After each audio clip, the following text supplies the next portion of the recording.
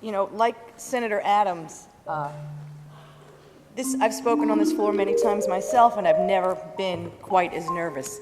Not because I'm not sure of my position or how I feel or what I think is the right thing to do, because I'm not sure what's going to happen, and that's rare for the New York State Senate. You know, rarely do we not know the outcome of bills before they come to the floor. And rarely have we faced an issue as important as this without knowing the outcome. Tens of thousands of New Yorkers' lives are hanging in the balance in this debate. They are either going to go home today knowing that we made history here in New York State, or they're going to go home incredibly disappointed, but certainly unbowed, and the struggle will continue. But I hope that we are going to make that history here today. I hope that we're going to take that step forward to continue the promise of Thomas Jefferson that Senator Schneiderman so eloquently talked about, or eradicate the inequality that Senator Adams described so painfully. I hope that we're going to make that choice. Because I reject, even though I have great respect for Senator Diaz, and I do, and he's not here, but I do have great respect for him, and I have great respect for his religious convictions. But this vote is not about politics. It's not about Democratic politics or Republican politics. It's not about who contributed to what campaign. It's not about who tried to make this body one party or another. It has absolutely nothing to do with this. This vote is about an issue of fairness and equality, not political. It is about the fairness of people who are of the right age, of sound mind, who choose to live together, share everything together, and want to be able to have the protections that government grants those of us who have the privilege of marriage and treat it so cavalierly in our society. That's all this is about. Whether Senator Duane and his partner Lewis, who were two of the most committed people I've ever met.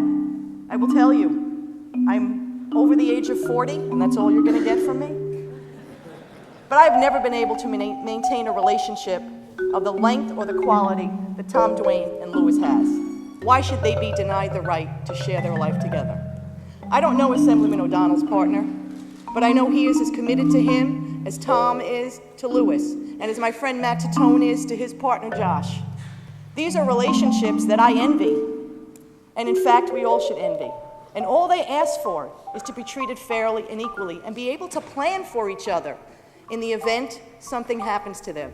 The same way Senator Lanza does with his wife Marcelle, or Senator Flanagan does with his wife, or any of those of us here who are married are able to plan and protect the person that we love. You know, I've also been lobbied, quite interestingly on this bill, by people on both sides. I'll tell you one funny story. I was on 6th Avenue in Manhattan. I was in my car. I was driving to make a left turn onto 52nd Street. I was stopped at a light. I had my window open. And a young man on a pedicab stopped and stuck his head in the window of my car, which I thought was kind of strange. But he recognized the Senate license plate on my car, and this was right during the week that the Assembly was taking up the vote earlier this year. And he said to me, "Excuse me, is there going to be a gay marriage vote in Albany this week?" And I said, yes, the Assembly's going to take it up, but the Senate probably won't take it up anytime soon. I'm not sure when. And he said, "Are you going to vote for it?" And I said, "Yes, I am." And he said, "Why?" And I said, "Because I believe that people should be able to share their life with whoever they want, and the role of government is to administer that contract that they agree to enter into." And he stopped and he said, "But they're changing the definition of marriage." And I said, "Don't get so excited about this marriage stuff." I said, "Think about this. We just met, you and I, right here at the stoplight. You stuck your head in the window of my car." I said, "Do you know tomorrow we could go to City Hall, we could apply for a marriage license, and we could get married?"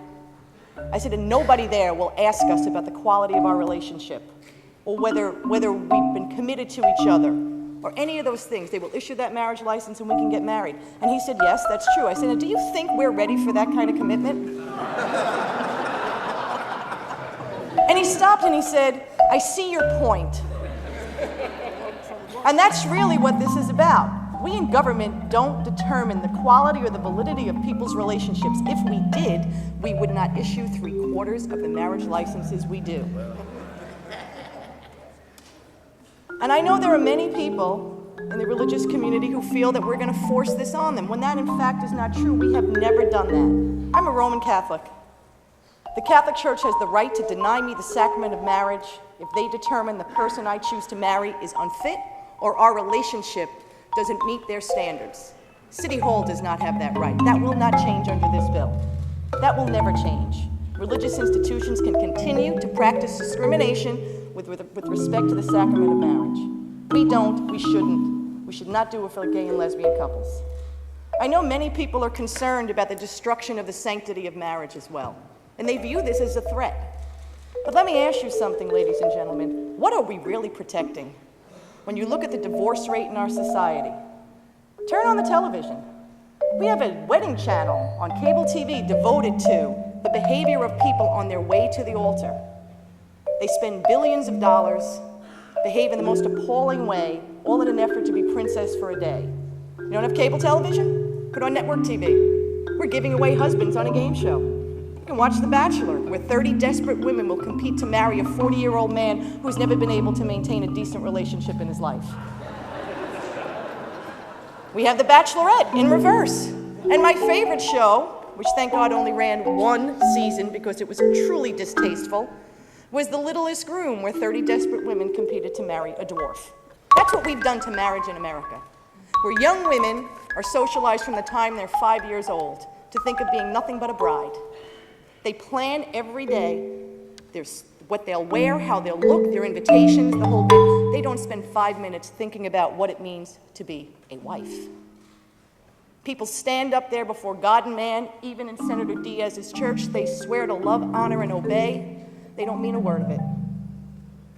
And so, if there's anything wrong or any threat to the sanctity of marriage in America, it comes from those of us who have the privilege and the right, and we have abused it for decades. We have nothing to fear from Tom, Dwayne, and Lewis. We have nothing to fear from Danny O'Donnell and his partner. We have nothing to fear from people who are committed to each other, who want to share their lives and protect one another in the event of sickness, illness, or death. We have nothing to fear from love and commitment.